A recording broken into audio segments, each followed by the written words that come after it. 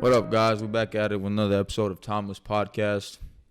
In this episode, it's not the normal scenery we have at the studio. We're in Vegas.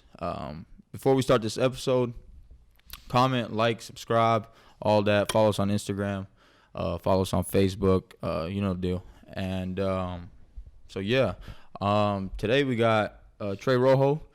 He's an artist out of Las Vegas. And I'll kind of let him open up and kind of explain where he came from, where he grew up, and all that. What's good, man? Trae Rojo, man. Glad to be here for real. I grew up mostly in Colorado Springs. I moved out here to Vegas about 6 years ago and just been going hard with music ever since. What's it like out here in Vegas? What's the music scene like? Man, that shit's crazy. Especially like when you coming from somewhere where it's like, it's just a normal place to live, you know what I mean? Nothing really exciting goes on, it was just sports and school, And then coming out here and it was like a completely different lifestyle. And then once I got into music, it was like a whole nother world. It was crazy. For those that are not familiar, how far is like Colorado Springs? I have no idea. Probably like, I know it's like a 2-hour flight to Denver from here. So It's not too bad. But yeah, that ain't bad. So when you start like rapping? I always used to freestyle like elementary school as long as I can remember. But I didn't really get serious with it till I got out here. I didn't really know anybody. So I just, I started writing a lot. It was like, the summer where I moved out here, it was just, I was on my own a lot. So I just decided, let me start taking this serious. So I just spent a lot of time writing and recording, and I just fell in love with it. So what age did you like come out here? I think I was like 13 or 14 maybe. Yeah. What made you choose Vegas though?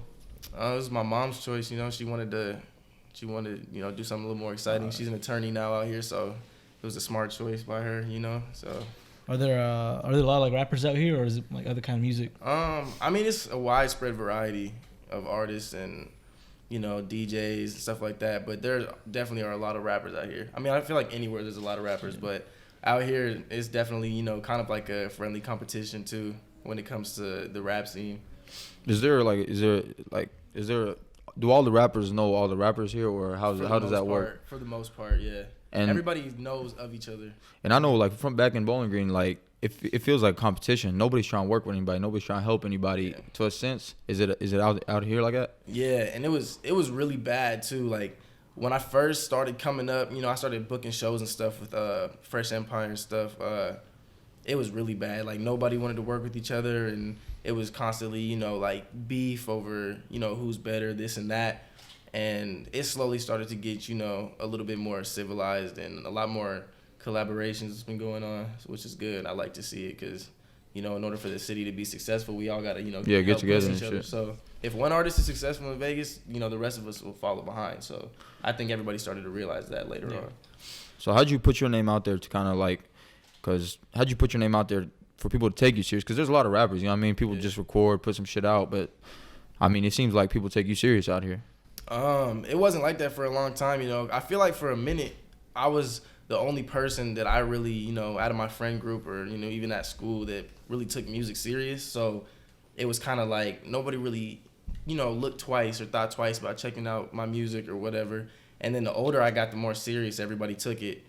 So I don't know. It started with my first show probably. Like I didn't even expect to perform. Like I really never thought I was going to get an opportunity to perform, especially at the level that I did for my first show. What was it? 2,000 people. I opened up for an artist named Lil Nico, who was on a TV show called The Rap Game. And my homeboy Tori, who worked these Fresh Empire events, hooked it up for me.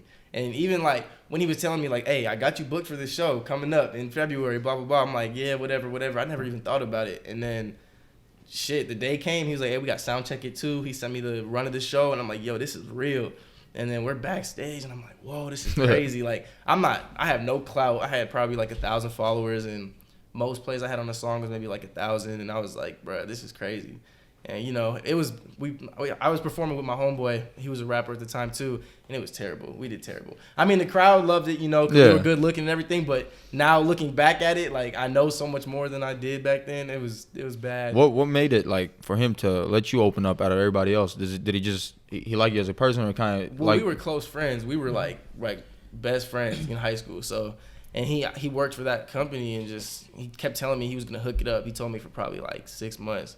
and he made it happen. And that night, I really fell in love with music in a different way. That shit was crazy. There's nothing like it. Did you ever have to perform in front of like really small crowds, like less than 2,000, like a few? Yeah. Cause you see that Travis Scott like, shit. Yeah. Like my first show was like, I thought I was just gonna keep going bigger and bigger. You feel me? Yeah. So it was kind of, I had to go backwards a little bit, not backwards, but you know, you got to take opportunities when they're handed to you. So you know, I did shows for from 50 to 500 to a couple thousand. It just ranges. You know what I mean? But exposure is exposure in my book, and I try not to let my ego or anything get in the way of where I perform at or who I work with. You know what I mean? Yeah. Yes. How would you for these upcoming artists? Because I know a lot of artists watch this podcast because we've had like Bryson Tiller's producer and type shit. Yeah. And what would you tell them how to get their name out? Because there's different ways. Everybody has a little different way. Well, there's really two ways that it can happen. Number one, it can happen completely organically. Take Lil Nas X for an example. His song just blew up. It just took social media, just spread like wildfire. But that's very rare that happens. But when it happens, you definitely notice. It happened with who else did it happen with? Not just Lil Nas X, but even artists like the Mace Ramsey kid, Blueface, that Mason kid. Ramsey, they just blew up off of the way that they sound and how unique they were. And then the other way is that I find that works. It just takes a lot of hard work. Is just self-promotion through. You have to invest in yourself. You know what I mean? Yeah. And if you're not willing to invest in yourself and invest in your craft, then it's not gonna happen for you. Like I said, unless you somehow get lucky or you have that sound that just catches everybody's ear where it just spreads. But you just gotta really put money into it. You know what I mean? Because really, money can buy anything. It can buy exposure, stage time, features, anything. You know what I mean? If you have enough money, you could do a feature with Drake. It just takes access. You know what I mean? Yeah. So for me, it was really just, all right, how serious am I? Do I really want to, put money into this and try to make it happen for real? And that's what I did. Did you kind of I know Russ, the rapper, what he did was he released music every week.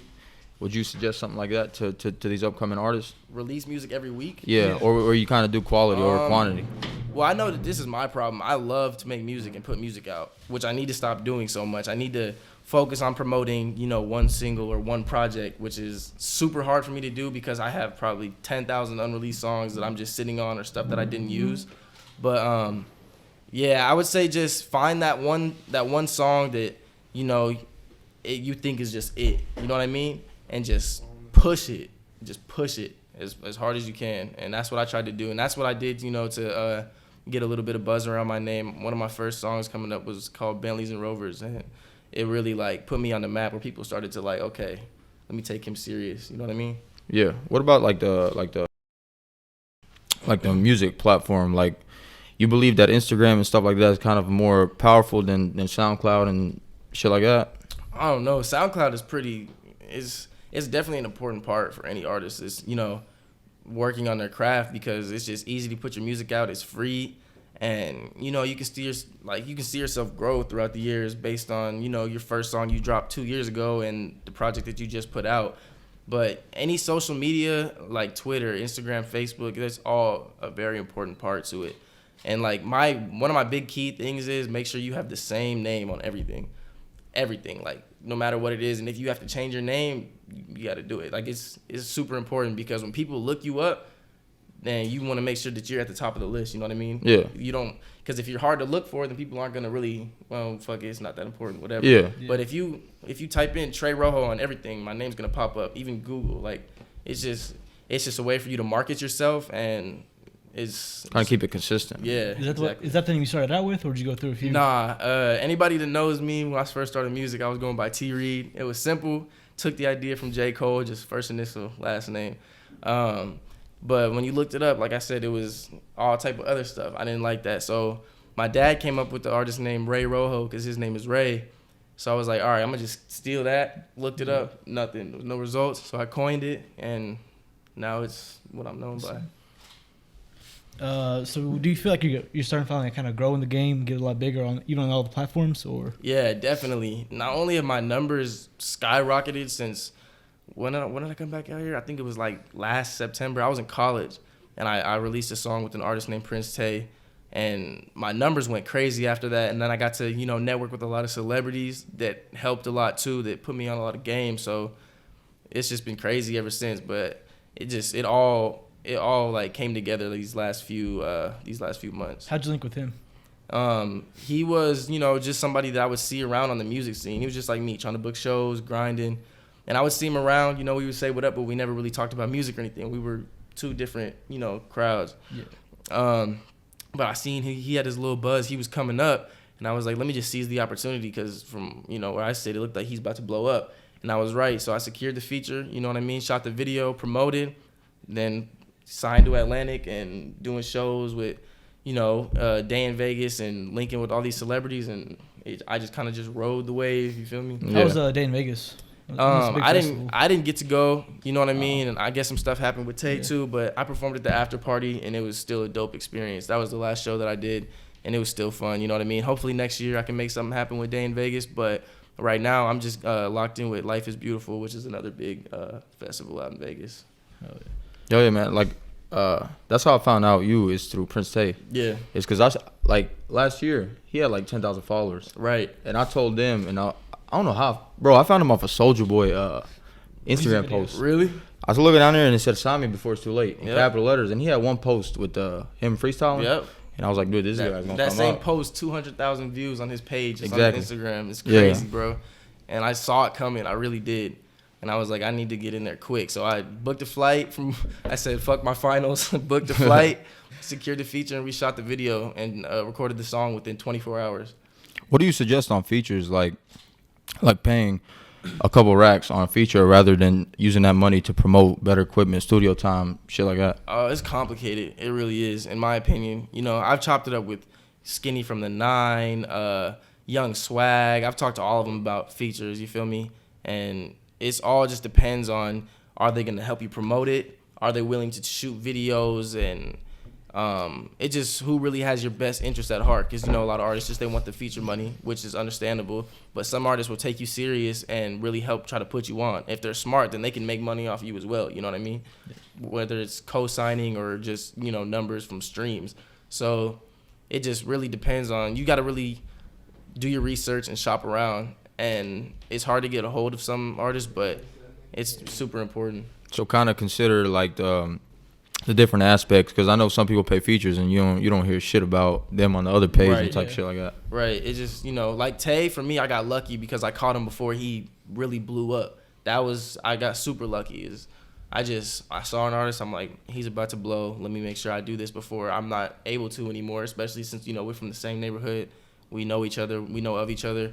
So it just really depends. And if you can find that artist that, might have a little bit more clout than you, that might be a little bit more ahead of you, instead of, having a big ego, you got to try to get in there. You got to do what you got to do to be successful. You know what I mean?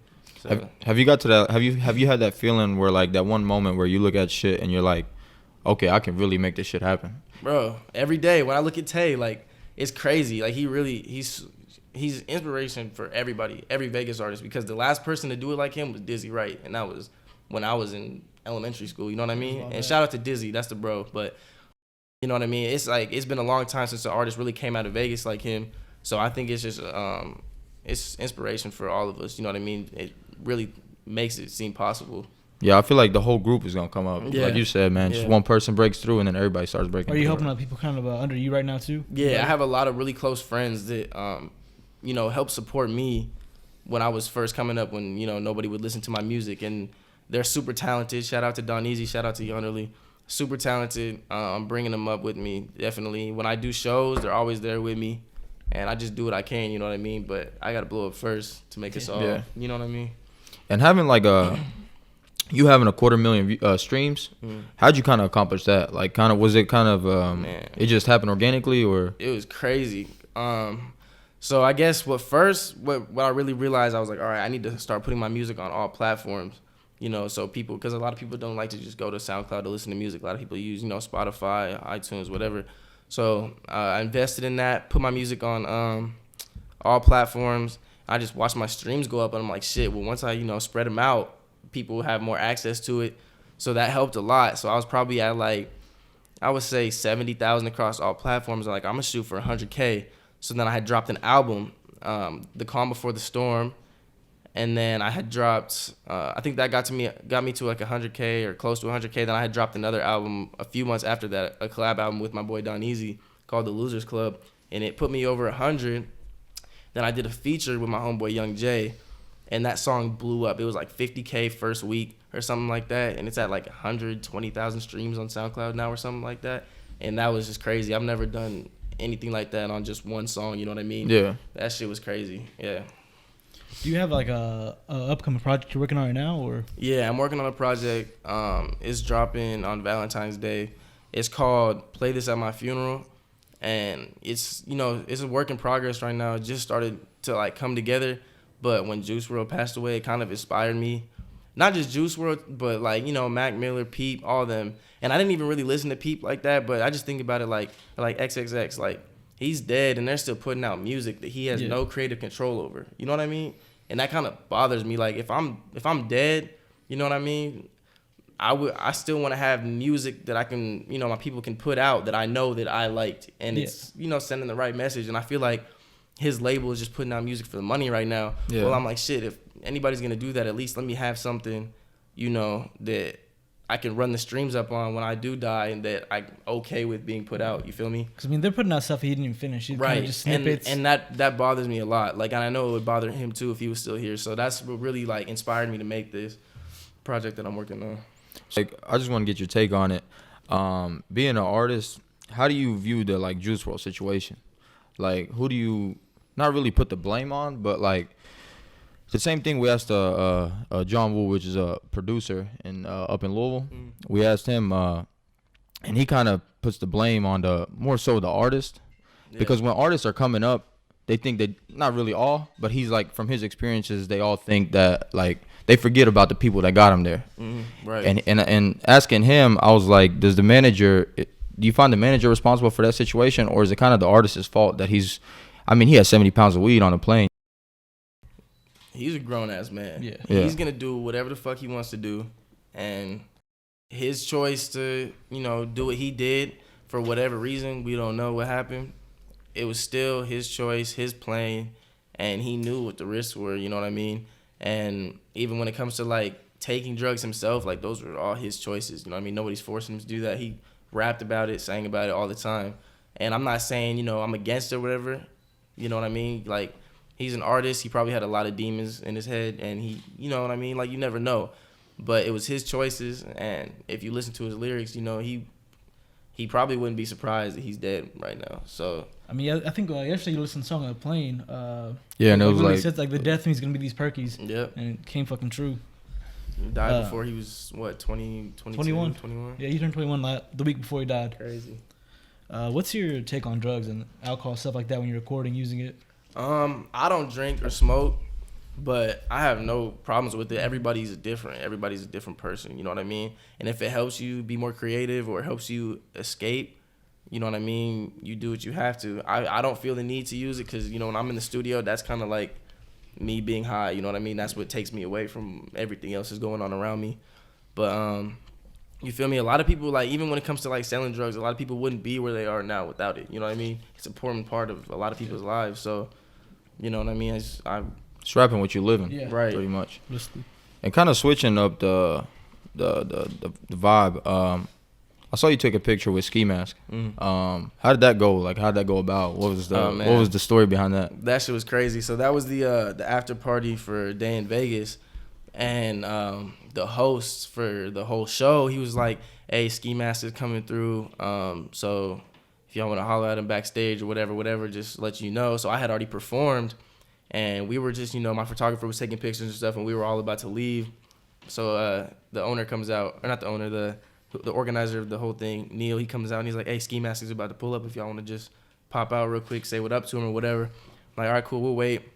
So I'm posted up with my homies, and Ski comes around, and he was cool. His security was cool. They let us take pictures with him and talk to him real quick. My homeboy Trev, he's a fashion designer out here. He got his information and stuff, so he can hopefully work with them in the future. We got to meet with Ski's stylist, and I don't know how to say his name, Udols. I don't know how to say his name. This other rapper dude, he was hella cool with blue hair, and it was just dope experience. You know what I mean? I love to meet celebrities, especially when they're you know, they're cool with chopping it up with you about music and stuff like that. That was Does dope. that give you fuel, like kind of the Right. like you get it the next day and you just add it again? Real shit. Who do you think in the game right now inspires you most? Inspires me? Yeah. Like I know you said you got your first name kind of like a bite off J. Cole, but anybody else? I don't know. It really depends on what mood I'm in. Especially like if I want to record something or I get into the mood to record something, it just depends on what I'm listening to. You know what I mean?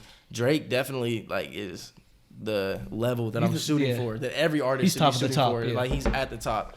So Drake definitely is up there, but J. Cole, obviously Tupac, like I've been listening to a lot of artists growing up before I even like ever thought about being a rapper. It's so many, bro. Like from a creative perspective, like Jaden Smith, he's crazy. It's a lot. Yeah, I can tell on your music because you're versatile. Like I saw the day in Vegas, you did a freestyle. Yeah. And then you kind of listen to your music, you kind of have the singing side too. Yeah. So that's something that's pretty dope. I know you shout out a few of your homies. Who are the hottest people in Vegas right now though? Like, Just kind of because we're from people? Yeah. Definitely Tay. Yellowstone, one of Tay's homies from the east side. He's going up. He's been going up before I even started to blow. Jovan Macklin, he's definitely super talented. And a lot of my homies that people don't even know yet, but the people that do know of them know that they're crazy, bro. No cap. And how you feel on like collaborating with artists from the East Coast? Is it kind of a different vibe, or have you ever done that? I've had people reach out. I'm working with somebody not from the East Coast, but like my homeboy Quan from Tennessee. We did a song. Hopefully we'll shoot a video to it soon so we can put it out. But you know, I'm down to work with any artist that I mess with. You know what I mean? Sometimes I'll have them pay for a feature, but if I really like your sound, then fuck it, we'll do a song. You know what I mean? Like if we have good vibes and it is what it is, I'll work with anybody that I like. You know what I mean? I love to make music. I'm not just here for just the fame and the clout. Yeah, I love music. So if we can put something together, then How would you recommend growing your name out here in this industry right now?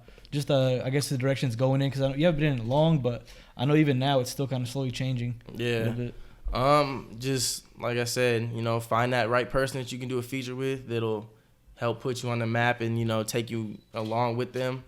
And just you got to promote yourself, whether it's getting you on pages on Instagram like Say Cheese or a World Star post, anything like that helps. You know what I mean? And all you really need is exposure. And if you really believe in your craft, then everything else will come. As far as working, not people in music, but like with producers, like videographers, stuff like that. How do you reach out to them? You guys all kind of use the same people, or? Well, I use a lot of the same people for my videos. Shout out to Cam, shot by Cam J. Boyd. He's coming up in Vegas right now. Big videographer who super recently started, and now he's blowing up. He's crazy. But I've also worked with, you know, other people who've done amazing, like my boy Dylan, who shot my video for Mad. He's crazy too. I just, you know, researched on Instagram or whatever. I just looked to see what I wanted to want for my first video, and after my first video was shot, Bentleys and Rovers, like it kind of set the tone for everything else I did. As far as beats, you know, a lot of producers will DM me or send me beats in my DMs, or I'll just find something on YouTube that'll go crazy and we'll just create. One thing that's kind of dying out in music, it's making a little bit of comeback, but it is music videos. A lot of people kind of just went over the streams and stuff, and taking the creativity out of music videos. What do you think about that? I feel like a lot of people are trying to bring it back, especially like the Baby. He's been going ridiculous with his videos and stuff lately, or even like Lil Nas. Any new artists, I feel like they put a lot of time into their videos because they want to make a good impression. Hopefully, I'll be able to, you know, do something crazy in the future. I usually have, you know, some pretty elaborate music videos, but I want to do something, you know, a little bit out of my comfort zone for whatever I do next, or something different that people won't expect. Do you have anything outside of music that kind of inspires you in the music world?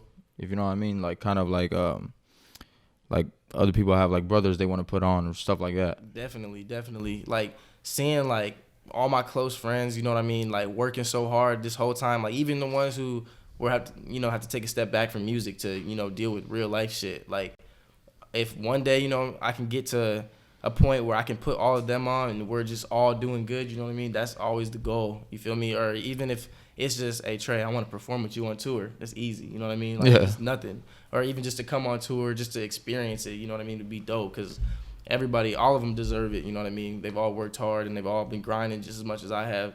So, yeah, that's definitely a point that I want to reach in the near future. You still fuck.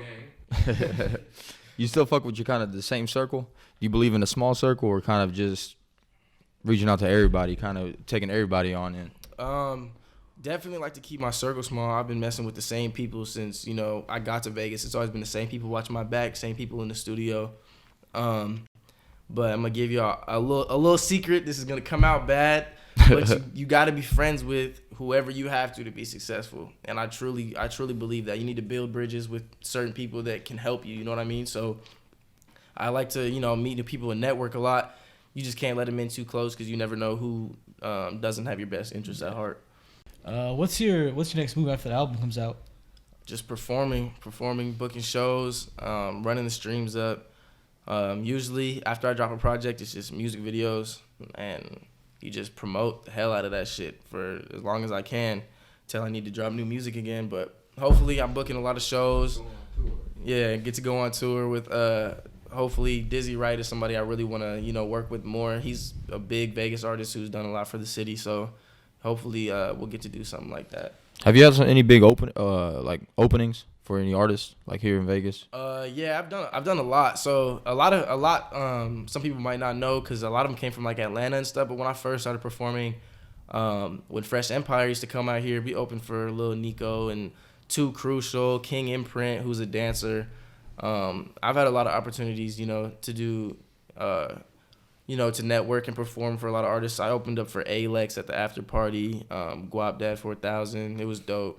So yeah, that was really cool experiences. Let me ask you about this kind of off track, but let me ask you about the little thing between Guap Dad and Russ. What's your take on that? I saw that. I was hoping something would go down at the after party, but Russ was in Vegas. That's why I was like, maybe some shit will happen, but he didn't pull up. But I feel like, I don't know, Guap Dad probably just he just probably wanted his name to be out in the industry a little bit because it was a little bit seemed a little bit forced. Yeah. But you never really know what's real and what's not anymore. Yeah. Do you think that's a real good tactic? Kind of just like starting some bullshit with somebody? Absolutely. Who's the most famous artist that blew up in 2018? 6ix9ine. 6ix9ine. Yeah. And you know why? Because he talks shit. That's all he does, talk shit. And it works. You know what I mean? That's really all it takes. He's got a crazy image. He's a crazy performer. He just runs his mouth. I think that's smart marketing. It's genius. It really is genius because whether he gets locked up for 30 years or he gets out tomorrow, his name will still be in the industry 30 years from now. You fuck with rappers like Russ? Because I know a lot of people don't fuck with him. I don't listen to Russ. I don't know why, but everybody hates on him. I don't know why. I don't know why either. I've literally never heard a song from Russ, so I can't say anything bad about him. But I don't know why everybody hates him so much. And let me ask you something about your music. Do you produce and write your music, or is it kind of like you just let other producers make your beats? You know what I mean? Fuck no, I hate producing. This shit's hard. It takes time. Nope. Do you like hearing the beat first? And then, I definitely listen to beats. Like I'll spend hours listening to beats, finding stuff that I want to work with, but I can't sit in the studio and it gets repetitive, especially when you're just writing to a beat. That's when I knew I was like, I can't do this. When you got to sit in the studio for 2 hours in silence, listen to the same beat on repeat. It's like. So you just kind of freestyle your shit? I do sometimes, but I also I'm kind of a perfectionist, and I take like my hooks very seriously. So I spend a lot of time on hooks, and whenever I get a hook down, then the verse usually just comes to me easy. After this next album drops, do you think there's gonna be some pressure to keep putting stuff out? Because I know if you look at like early 2000 stuff, artists only put out an album every 3-4 years, but now it's twice a year almost. Right. It's because everybody's getting paid from their streams now. Like I said, I really love to put out music. I need to slow down a little bit to give myself time to promote. But when I drop this album, I'm probably going to spend a lot of time promoting it. Probably won't drop any music for a while after that, maybe like a single here and there. But after the album drops, probably won't hear anything from me until like mid-2020, late 2020. Oh, yeah. And do you have any other things you want to kind of speak about and shit like that? Not really. Just hope Vegas artists, can start supporting each other so we can, get put on. Like you look at like LA, man. They're tight knit. Everybody helps each other out. Out here, we just need to come together and help put each other on the map. You know what I mean? I think it's crazy because like my brother, he has no connection to you or like to anybody in Vegas, and like my man rocks Air Forces all the time. Right. And one thing that was, you kind of said, like, when people search you up, you kind of have your name. Like, he posted an Instagram story, because we were supposed to come down here and record with you, and he posted an Instagram story of the song Air Force Ones by you. And I was like, shit, that's fucking crazy, because I had no connection to it. Didn't tell him about you, nothing. Yeah. That's crazy. So that's pretty cool that, like, people can search shit up like that and find your music. Man, that's ridiculous. Like, I wish I could just thank, like, everybody who's even just checked my music out. Like, you don't even have to like it. If you took time out of your day to click a fucking link and listen to my shit for 30 seconds, thank you. Because number one, I got paid for it. And number two, at least you giving me a chance, you know what I mean? And I know my style's a little bit different than a lot of stuff that's trending right now, but I kind of do it on purpose, because if I really wanted to, I could mimic whatever's popular. It's not hard to do. People do it all the time. Especially with the voice that I have, I could be fucking Polo G or JD Youngin if I wanted to, but it's just, I like to create, you know, different stuff that people haven't heard before, and you're like, man, bro, like, I ain't never heard no shit like this. And I like that about my people that I work with too, because they have the same mentality as me. We all just, you know, whatever sounds crazy we put together, or like they'll come to me with some crazy shit like, Trae, bro, you gotta hop on this, and I'm like, hell yeah. So yeah, I like that you do your own shit. Like, don't kind of follow the trend. Yeah, I try not to. I really do. While you were coming up in Vegas, did you ever kind of like find it hard and think maybe I need to go somewhere else, try LA, try Atlanta? Or did Vegas kind of shape you who you are? Yeah. Vegas definitely was a big part of, you know, who I've become, and, you know, music wise, and even like just who I am now. Like, when I first came out here, I was a completely different person, and Vegas is my city now, you know what I mean? Like, I wouldn't claim anywhere else. I wouldn't go to LA and start claiming LA. Like, Vegas made me who I am. The people in Vegas made me who I am. So Vegas, I'm Vegas now. How old are you? I'm 19. 19? Yeah. All right. So you haven't even gotten like kind of experience trying to go out to party or any of that shit. Right. I mean, I've got a lot of like cool opportunities, especially living in Vegas. Like, it's definitely a good place to be able to perform and network and stuff, because celebrities come through here and there's clubs everywhere. And I've gotten opportunities to perform at clubs and stuff, you know what I mean? I can't like stay and party, but, you know, some venue owners have really been super respectful and super cool, and being like, all right, cool, you can come do your set and then, you know, do your thing and then leave. And do they allow that type of shit? Because I know, like, I have Prince on Snap and shit, Tay, and like that dude's always in clubs. Yeah, like, sometimes they'll be really cool about it. Like, I've never been able just to go like I can get into certain clubs I can get into. Yeah. But like a lot of the ones that I performed at, it was just, you got to come, perform, and leave. But they've been cool just for even giving me the opportunity. You know what I mean? Yeah, I fuck with that, man. Man, honestly, like, dead ass, I think you gonna make it one day, and I think we're gonna look back on this interview and it's gonna be some dope shit said. We all of us somewhere else. Yeah, right. Yeah. Hopefully we can come back in like 10 years with 20 million followers. Hell yeah, man. Yeah. I support you, man, and we definitely gonna put on up there in Louisville, up in Nashville area. Real shit. So, and before we end it, we're gonna do like on our little podcast, we do Timeless 10, which is the same 10 questions for all, just generic questions type shit. Right. And then after that, we're gonna have a clock, and we're gonna break a clock, 'cause Timeless is the name. So, and then sign it with a quote on it. So bet. He's gonna do the Timeless 10, and then we'll do the clock shit. Cool. Sounds good. I appreciate you coming, man, for real. Yeah, thanks for having me, bro. I've always wanted to do a podcast. Now I finally say I knocked it out. All right, man, you ready? Yeah. All right, so first question. I guess kind of maybe easy, but if you had to work but didn't need the money, what would you choose to do? If I had to what? If you had like work, a certain job, but didn't need the money didn't matter, what would you choose to do? And I was rich already, but I had to work a job? Just have a job. Does rapping count? Yeah, that counts. That's pretty easy. Well, That's it. All right, if you could disinvent one thing, what would it be? Damn. One thing that I really fucking hate. PT Cruisers. That's a solid ass answer, man. That's the last answer that's the last answer I thought I'd hear, for real. Nah, it makes sense though. Shit's ugly as fuck. Who came up with that shit? All right. Who thought that shit was hot? Like, bruh, somebody was like, "Hey, somebody grandma gonna fuck with these." I'm telling you, and people be buying. The thing is, people buy them like crazy. Probably because they sell for fucking. and they cheap as hell, yeah. It's a car. All right. If you could meet one person dead or alive, who would it be? One person dead or alive? Oh shit, who's got a great life? I don't know. Drake, probably. Drake, shit.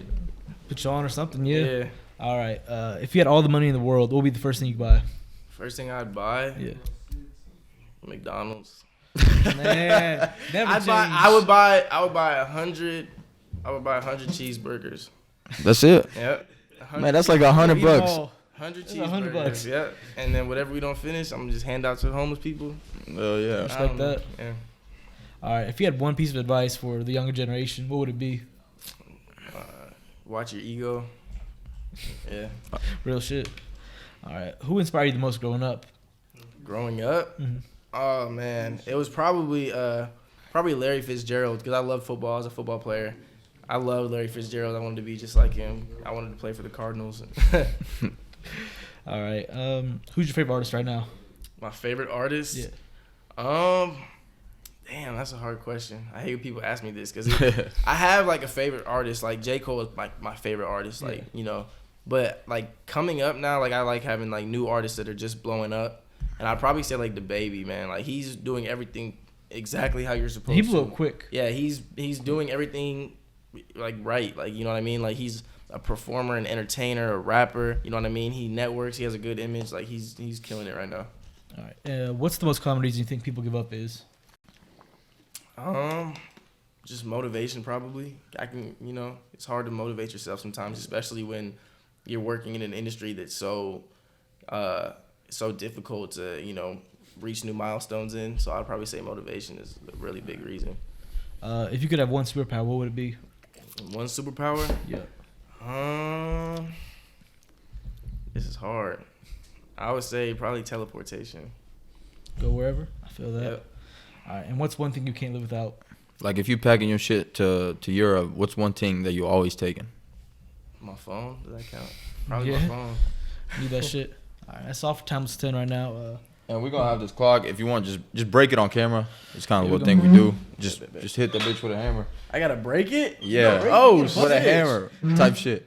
You just gotta hit it lightly. Oh fuck! I'm about to fuck this whole shit up. Fuck it. Hey, it's an Airbnb. Damn. Damn, is it glass? Yeah, it's glass. Oh. Hey, Avoid the middle. Hit like on the side. All right. hey, watch your hands. So I'm like. not gonna do it hard. I'm gonna just tap it. Y'all ready? Cool. Yeah, we ready. Oh shit! I'm a weak bitch. That's good. That's good. That's great. Hey, I appreciate you coming Yeah, for real. man. Thanks for letting me come through, man. Shit, make sure it's safe.